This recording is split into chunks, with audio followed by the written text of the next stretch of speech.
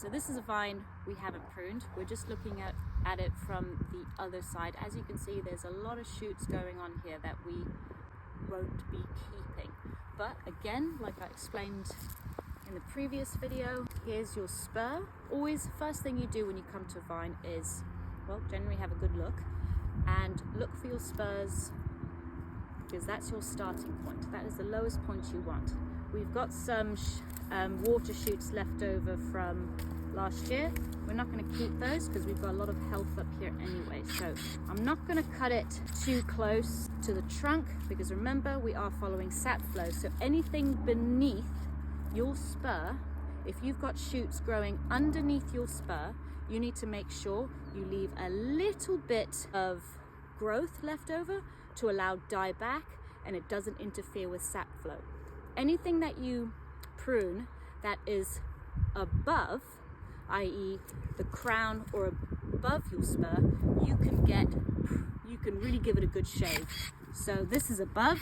We don't have to really care about dieback because it's not going to interfere with our sap flow. So this is a very good angle right here of what we've got going on. So if I'm going to touch my wood, guess what? This one on top is the first shoot, but it's on top. So I'm going to get rid of that one. I want a spur, because if I choose this one for my cane and that is my spur, this is after my cane. That's not going to work out. So I'm going to get rid of that one and have my spur there.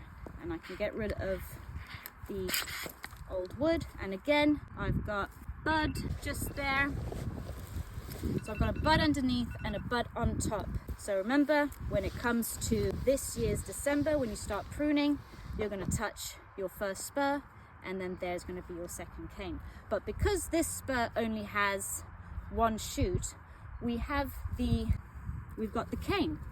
So this is last year's cane, so then we can have a shoot growing from that cane instead.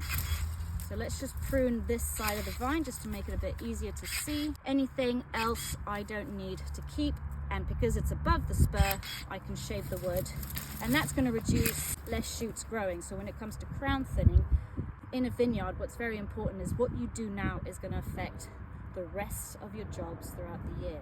So don't be lazy when it comes to pruning. Really make sure you get rid of everything you don't want to keep. So here we go.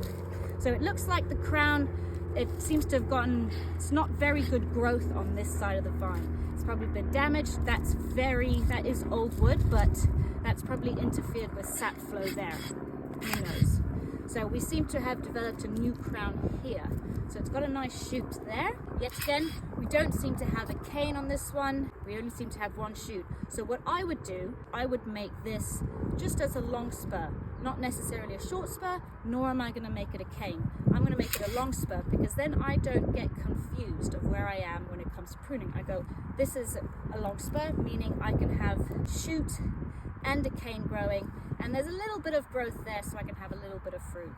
So it's a meet in the middle sort of scenario. And again, pull it out at the same time, so then you have a very good understanding of where you are. So they all roughly look the same, and there you go.